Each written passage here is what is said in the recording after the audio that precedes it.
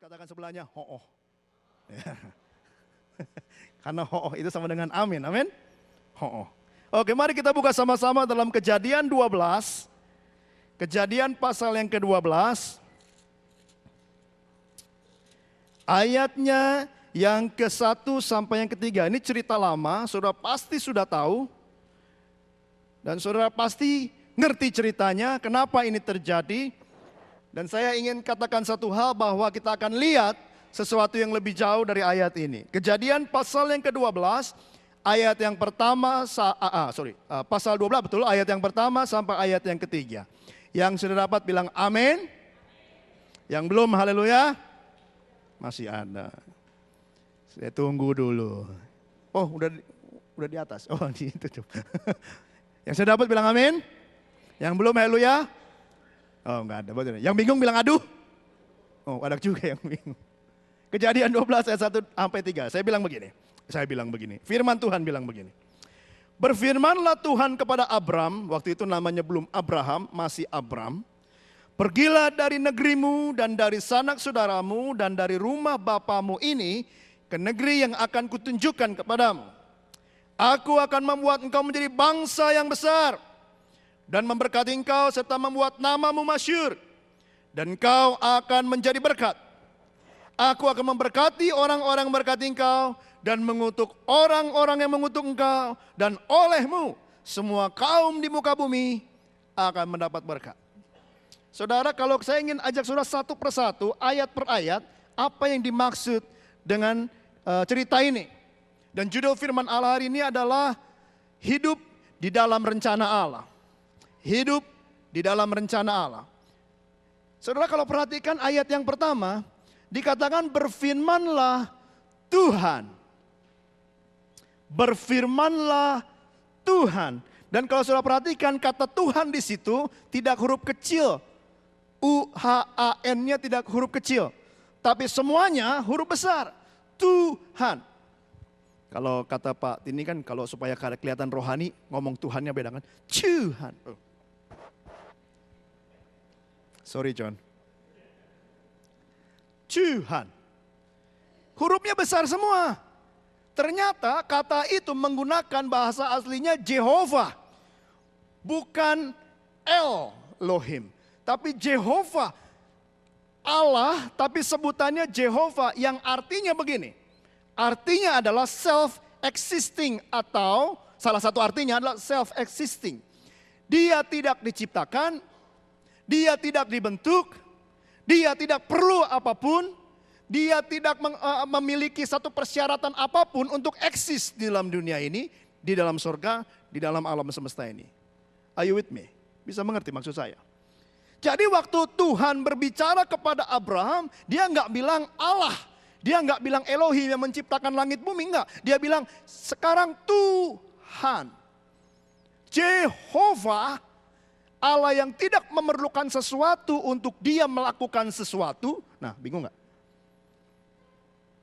Jehovah, dia tidak memerlukan sesuatu sebelum dia melakukan sesuatu. Dia berkata kepada Abraham. Ini sangat penting saudara, sebelum kita baca kalimat berikutnya. Seperti contohnya kalau saudara dan saya mau masak di rumah, mau masak tempe mesti ada tempe. Mau masak tahu mesti ada tahu. Mau masak kentang mesti ada kentang. Mau makan mesti ada mulut. Terasi. Kita butuh sesuatu untuk melakukan sesuatu, betul? Kalau kita mau menggergaji kayu harus ada kayunya dulu dan gergajinya, betul Koben? Ya kan? Mau menggergaji kayu mesti ada kayunya, mesti ada gergajinya dulu kan? Kalau enggak kita enggak bisa melakukan sesuatu. Kalau saudara mau ke gereja, kalau saudara mau naik mobil mesti ada mobilnya. Are you with me? Karena kita enggak self-existing. Kita nggak ada tanpa syarat, kita harus ada syarat untuk jadi seorang John Halim yang begini ini. Orang paling ganteng sedunia, kata saya. Self esteemnya udah meningkat sama saya. Tapi Allah enggak. Kalau Allah mau masak tempe, dia nggak perlu tempe, dia tempe jadi. Nggak perlu ngeremin kedelai dulu. Hampir saya salah ngomong, ngeremin keledai. Ngeremin kedelai. Nggak perlu. Dia mau apa? Mau bangun rumah, dia nggak perlu kayu, nggak perlu tukang kontraktor, nggak perlu semen. Dia bilang, jadilah rumah. Boom, dia jadi. Itu namanya Jehovah. Salah satu artinya self-existing. Jadi saudaraku yang kekasih, waktu Abraham mendengar suara Tuhan, yang dia mengerti adalah Allah yang Jehovah. Allah yang self-existing. Dan Allah ini tidak perlu sesuatu untuk menjadikan sesuatu. Tidak perlu sesuatu untuk melakukan sesuatu. Dia bisa lakukan instantly. Nah, waktu dia bilang sama si sama si Abraham ini, dia bukan lagi bilang kontrak ya. Dia lagi mengatakan covenant. Sekali lagi deh. Dia tidak bilang kontrak, itu covenant antara Allah Jehovah dengan Abraham. Kalau kontrak tuh begini. Kalau kontrak salah satu pihak, right, melanggar kontrak itu, maka pihak yang lain memiliki hak untuk tidak melakukan apa yang dijanjikan, betul ya? Itu kontrak. Kalau saya kontrak rumah dengan Ko Sun Yong, saya ngontrak, ada perjanjian kontraknya, maka kalau saya ada perjanjian harus bersih-bersih WC 3 kali sehari misalnya. Kejem amat ya. Saya nggak bersihin WC, maka Ko Sun Yong punya hak untuk memutuskan kontraknya, betul nggak? Tapi yang Allah lakukan bukan kontrak. Seperti istilahnya, kalau covenant dia bilang begini, Allah tuh melakukan covenant dengan Abraham. Kalau covenant, meskipun salah satu pihak tidak melakukan kewajibannya, karena itu covenant, maka pihak yang lain tetap akan melakukan perjanjiannya. Itu covenant. Rasanya kalau covenant itu lebih seperti mama atau parents kepada anak daripada pasien kepada dokter. Bisa mengerti maksud saya? Kalau dokter sudah janji nih, mau ke dokter apa? Dokter gigi, mau ngapain? Ganti gigi 5 misalnya. Lalu datang ke dokter gigi, kita bikin appointment hari Senin jam 7 pagi, oke. Tapi kita nggak datang ke dokter giginya. Dokter giginya nggak teleponin kita kan jam 7 pagi. Kenapa kamu nggak datang? Ayo dong datang. Ah kamu mah, ayo datang dong. Enggak kan? Ada yang dokter begitu, saya daftar. Ya kan nggak pernah kan? Udah lagi, ayo dong. Ah kamu mah John, ayo dong. Saya tungguin deh 5 menit. Ayo kamu gitu nggak pernah kan? Pasti lo mau datang mau enggak, syukurin gue terima pasien lain. Ya kan? Itu kan appointment. Tapi coba kalau mama sama anak. Anaknya bilang, entar jam 7 makan ya. Setelah jam 7, mama bilang apa? Nak, makan. Ntar lagi mama, udah malam, ayo makan. Betul? Covenant itu seperti mama sama anak. Jadi Jehovah yang self-existing ini melakukan covenant kepada Abraham. Sekali lagi ya. Jehovah yang self-existing ini yang tidak memerlukan sesuatu untuk melakukan sesuatu kepada Abraham, dia mengadakan covenant. Dengan kata lain, kalaupun Abraham tidak melakukan apa yang dalam covenant itu, Allah tetap akan lakukan sesuatu buat Abraham. Katakan amin. Dengan dasar itu, Allah bilang begini sama Abraham, pergilah dari negerimu, dari sanak saudaramu, dari rumah bapamu, aku akan melakukan gini. Nah hari ini saudara saya ingin beritakan 3 hal. 3 poin bagaimana engkau dapat hidup dalam rencana Allah. Nomor satu, kalau sudah punya pensil bisa catat, kalau nggak punya pensil atau pulpen ingatin di dalam pikiran saudara, masukkan dalam hati dan lakukan hidupmu sehari-hari. Oke, ada 3 hal. Now, sebelum kita melakukan ini, saya ingin saudara untuk melakukan satu hal kepada saya. Kepada Tuhan dan kepada diri saudara sendiri. Ada satu kalimat yang kita buat untuk gereja ini, namanya word of faith. Right? Word of faith. Dan saya minta setiap minggu word of faith ini kita akan baca sama-sama. Karena ini pengakuan iman kita. And you will be blessed by confessing what God will be doing in your life.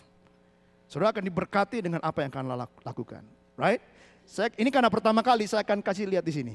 Ada nggak? Udah masuk belum? Udah, oke. Coba lihat. Boom. Bisa baca? Bisa baca? Right? Jadi setiap hari Sunday kita akan baca ini. Saya confess dalam hidup saudara Dan saudara lakukan, saudara imani itu dan jalani hidup saudara berdasarkan keyakinan iman saudara ini. Saya bacakan buat saudara bilang begini, I believe I'm blessed, I live by grace and mercy, I am God's child, I am saved by the blood of Christ who loves me, I will overcome all temptations, nothing can be against me because God is with me. He will never forsake me, my help comes from God alone who delivers me from evil. My life will be a successful life, and no curse will be upon me and my family. For me and my house, we will worship Him with our spirits, souls, and bodies. Glory to God. Haleluya. Mari kita berdiri bersama-sama.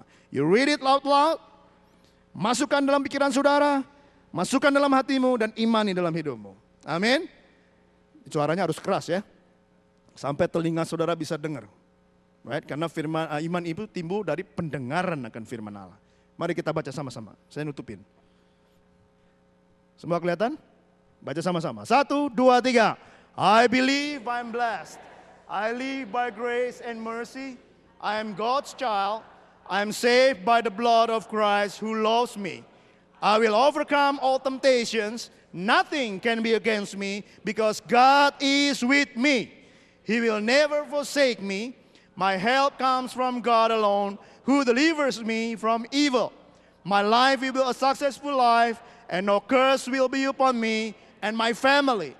For me and my house, we will worship Him with our spirit, souls, and body. Glory to God. Hallelujah. Praise the Lord. Silakan duduk. Ini adalah statement of faith saudara dalam hidupmu. Setiap minggu kita akan ingatkan hidup kita dengan hal ini. Nah, 3 hal saudara yang akan kita pelajari hari ini. Nomor 1, apa yang harus kita lakukan?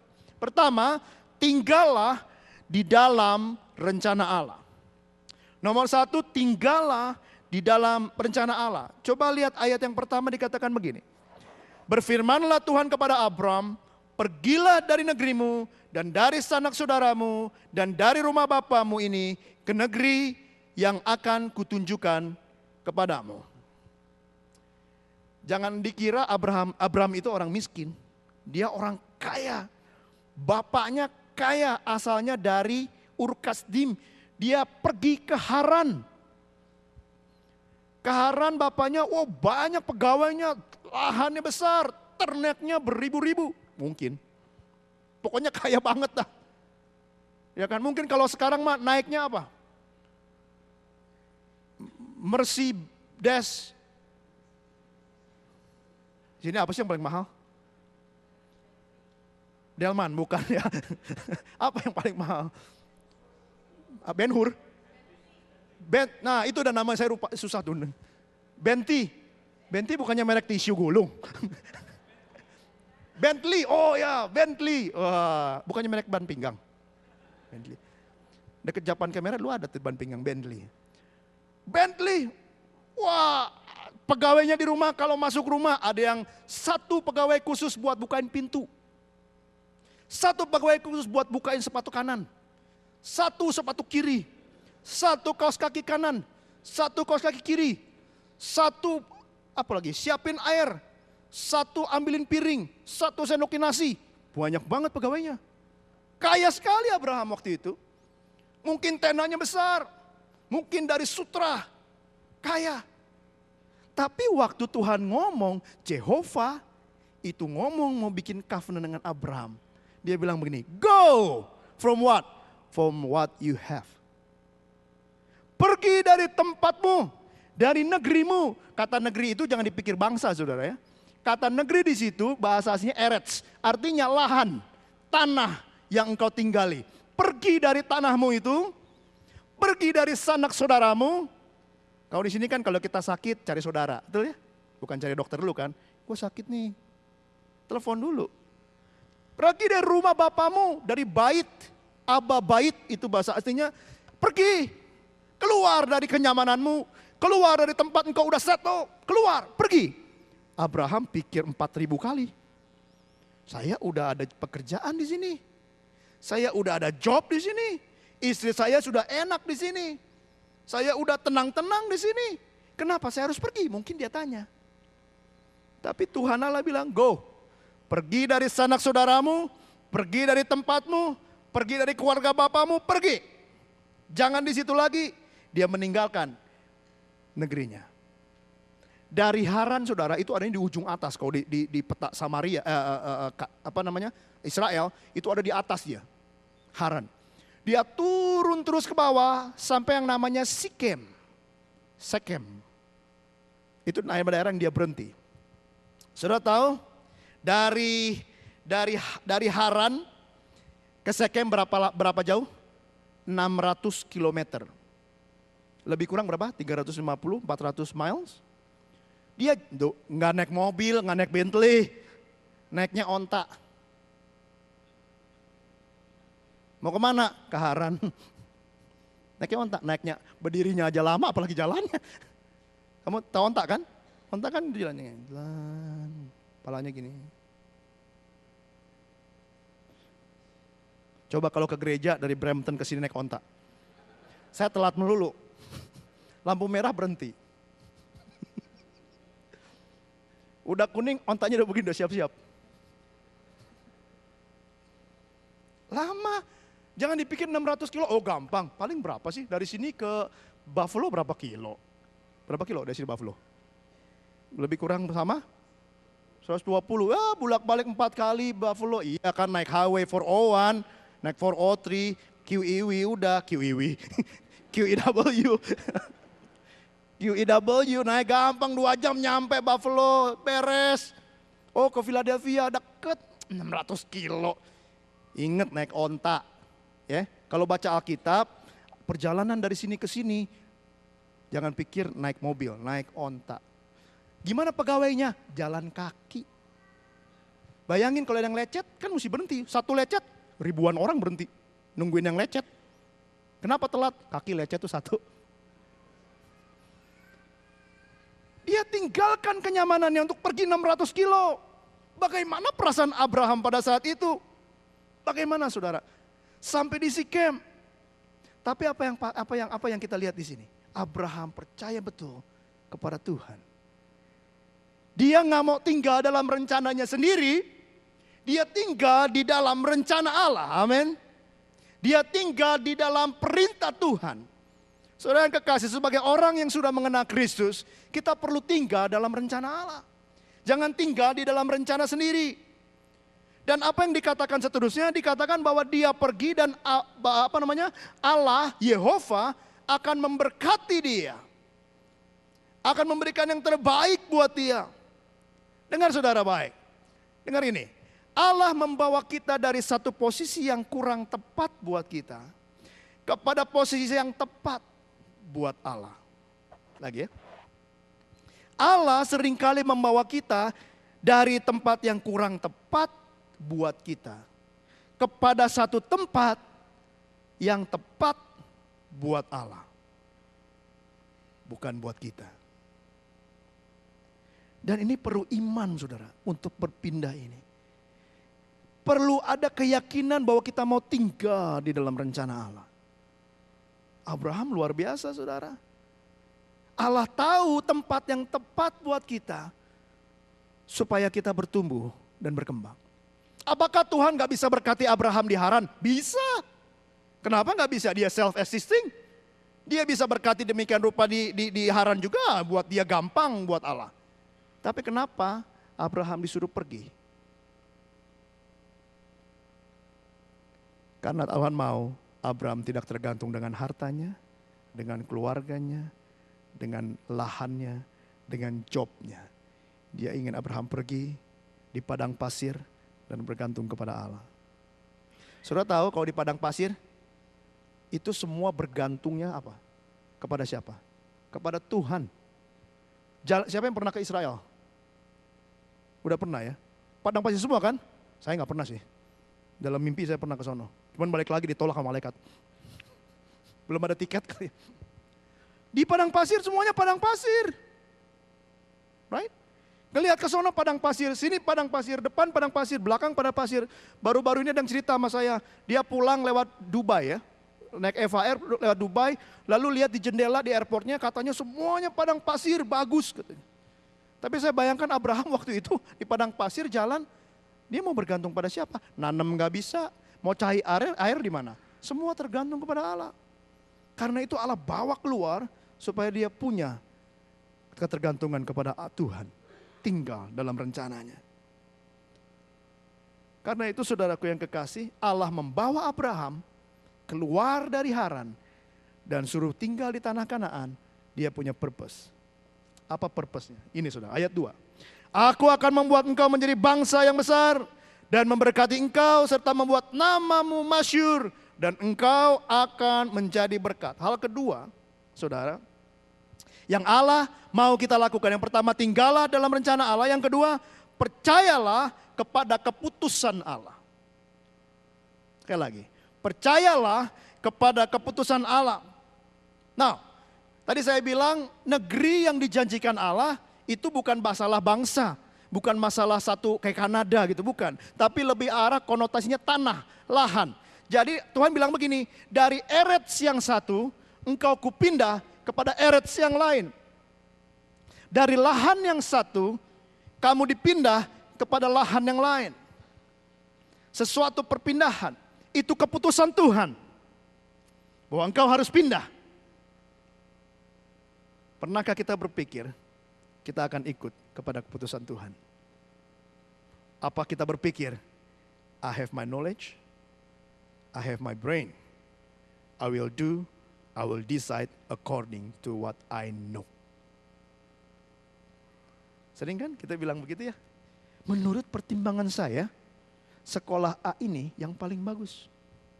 Menurut pendapat saya, kalau sudah pacaran, anak muda. Menurut pendapat saya, si Tince ini paling cantik di dunia. Akan ku buat dia sebagai istriku. According to my knowledge. Sesuai pengetahuan saya. Tapi Abraham enggak gitu. Tuhan yang memutuskan mana yang terbaik bagi engkau. Jelas kita punya free will untuk menolak atau menerima, betul? Tapi Abraham tidak melakukannya. Dia bilang, yes Lord, I will go from this Eretz to the next Eretz.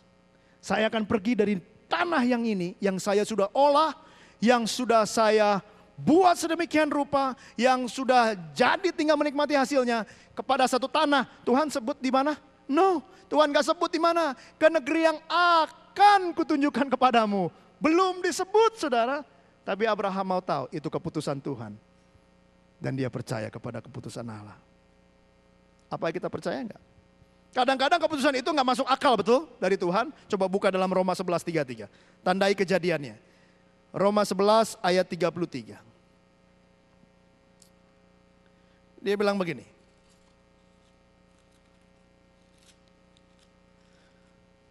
Roma 11 ayat yang ke-33. Nah dia. Dia bilang begini, oh alangkah dalamnya kekayaan hikmat dan pengetahuan Allah. Sungguh tidak terselidiki keputusan-keputusannya. Wow. Dan sungguh tak terselami jalan-jalannya. Makanya saudara, kalau sudah mengalami sesuatu, sudah berdoa dan percaya kepada Tuhan, campur tangan dalam hidupmu. Kadang kita nggak mengerti kenapa terjadi, tapi dengar baik, percayalah akan keputusan Allah dalam hidupmu. Kenapa ya saya begini? Kenapa ya saya begitu? Kita nggak pahami. Kemarin saya ke Guelph saudara, melayani satu cell group di sana. Saya udah janji, jam 6 biasanya makan dulu sampai jam 7. Jam 7 kita mulai cell group sampai jam 9 di Guelph. Di Cambridge. Tapi kemudian saya dari satu ulang tahun teman di sana, lalu saya jalan mau pergi, sudah terlambat saudara.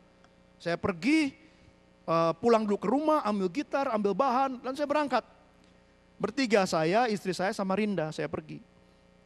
Sampai di jalan, tiba-tiba saya ngerasa kok mobil gak enak ya, kira-kira udah sampai mau Milton.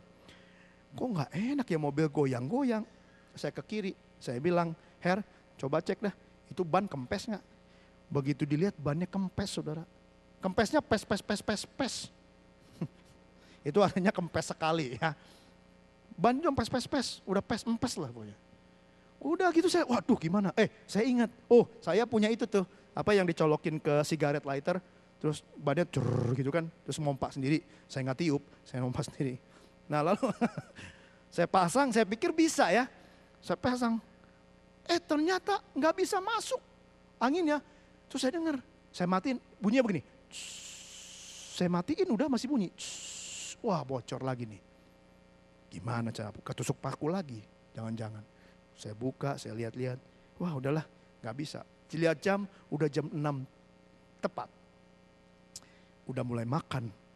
Saya bilang bagaimana ini ya? Masih di Milton. Saya pikir-pikir setengah jam. Oke dah, saya ganti ban. Ganti ban.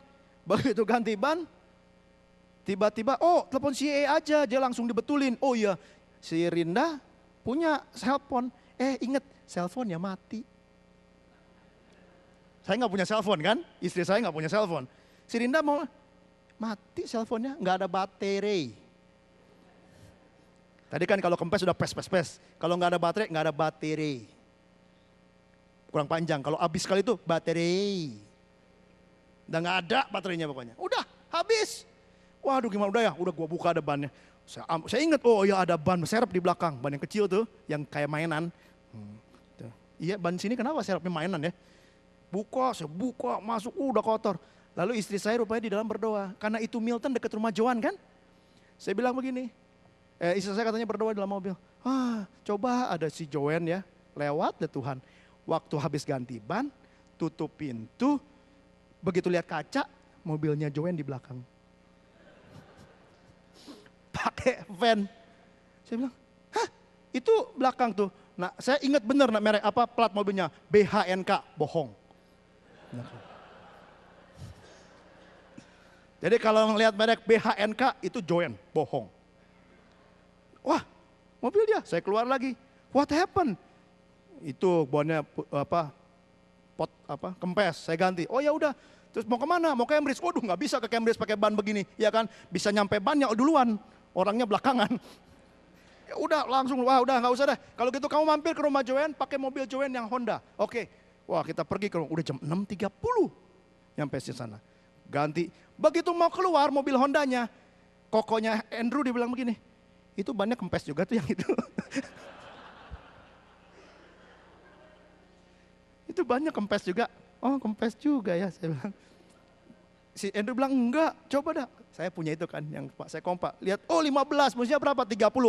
Tunggu lu, kan lama kan, nggak kompak di itu kan, lama. Depannya juga, oke, saya keluarin, saya masuk pintu, mobil jebret. Udah, saya mau pergi ya, kan saya bawa GPS. Saya pasang GPS, baterai. Mau habis baterainya. Haiya, wopu cetawa. Oh colokin dah, oke colokin. Begitu masuk colok, Andrew bilang, itu lighter sigaretnya rusak.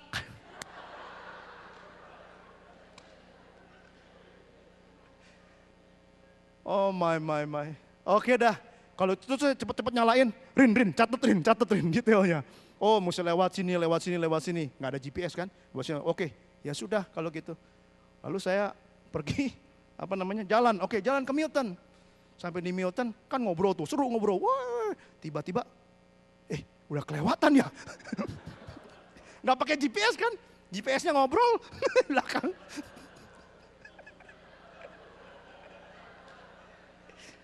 Ini gara-gara Sarinda emang.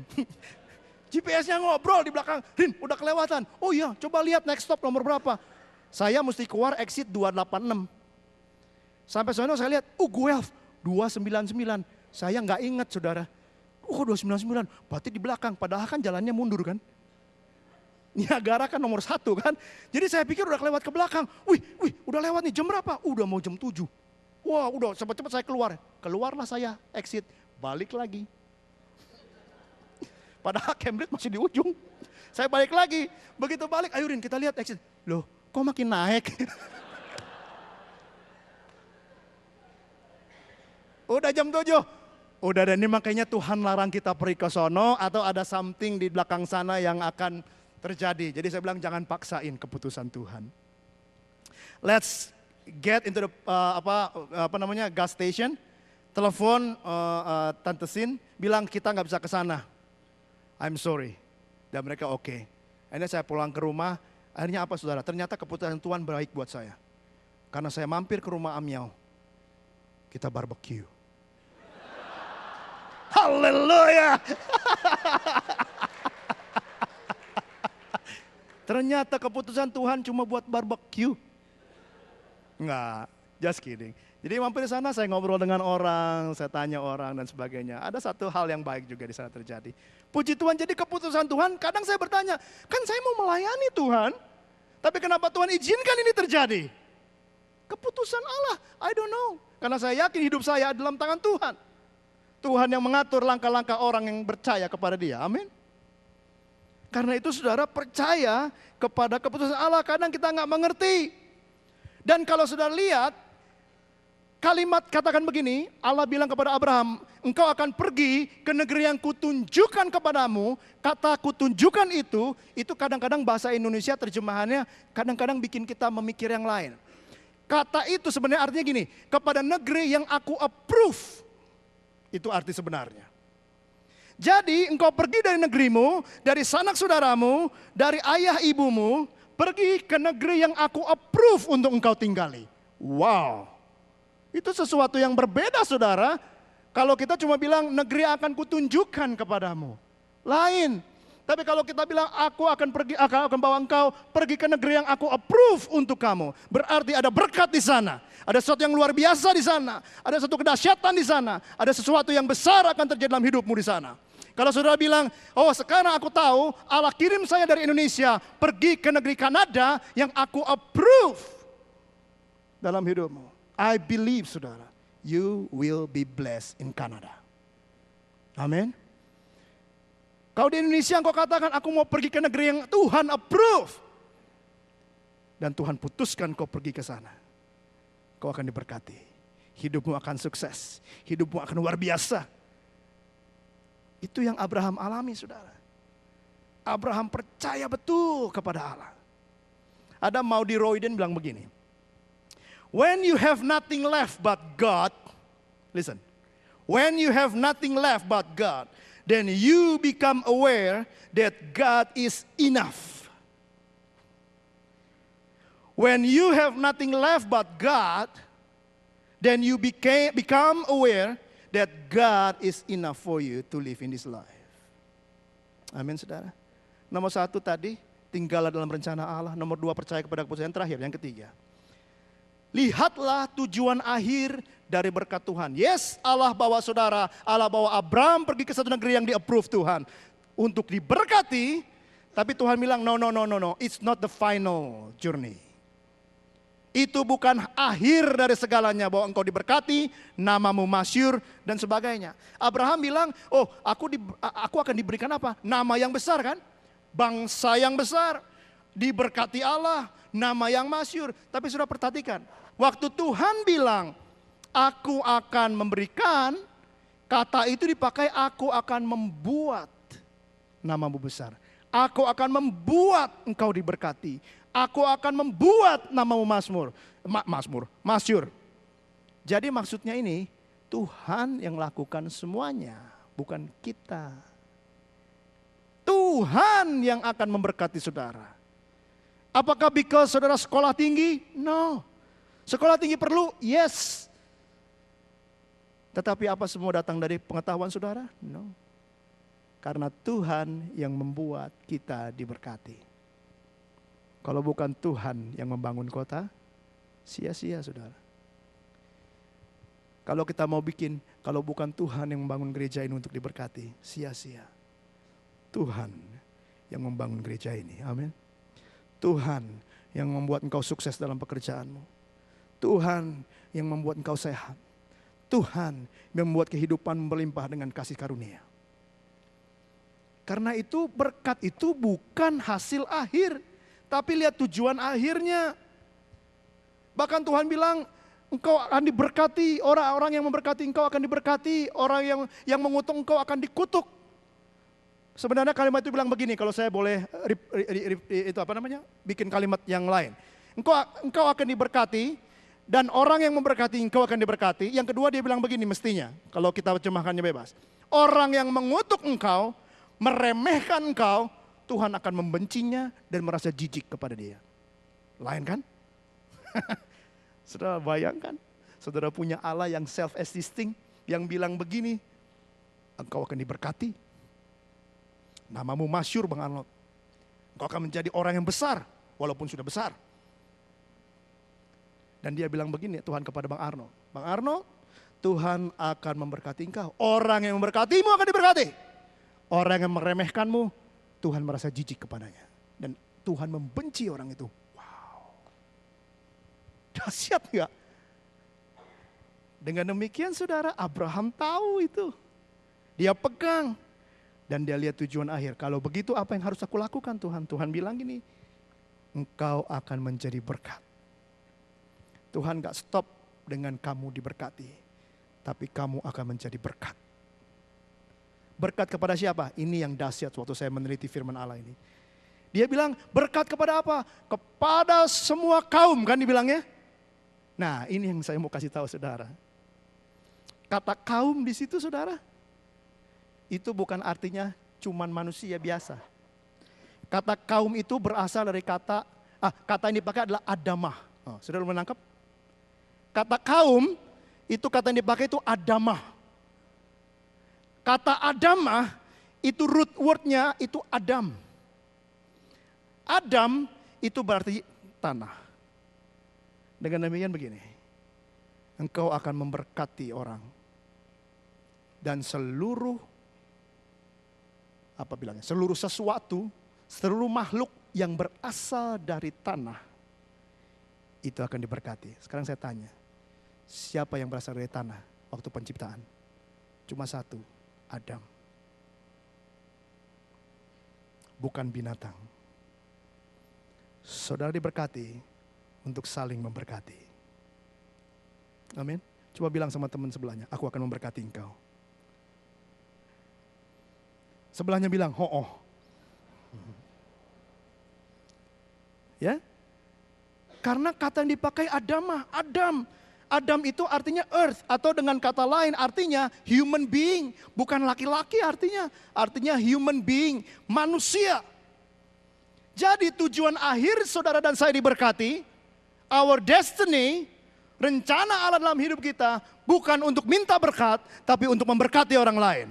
Amin. Tujuan hidup kita untuk masuk dalam story of God, untuk masuk dalam rencana ilahi, dalam cerita ilahi, untuk be part of the story of God. Untuk jadi berkat buat orang lain. Not for yourself. Tapi apa kita nggak diberkati? Kita diberkati. Karena kita bukan self-existing. Kita perlu berkat untuk memberkati orang lain. Amin. Dan ini covenant antara manusia dengan Allah. Berjalan sudah dalam cerita ilahi, dalam the story of God. Living in God's story artinya kita masuk part of the story. Cari part saudara. Dan salah satu tugas utama adalah menjadi berkat buat orang lain. Kalau engkau bisa mengajar, ajar orang lain. Kalau engkau bisa melayani, layani orang lain. Karena itu saudara, prinsip dalam ICC is willingness, not have to. Nggak ada kalimat saudara harus melayani. No. Yang ada adalah saudara ingin melayani. Karena you will be a part of the story.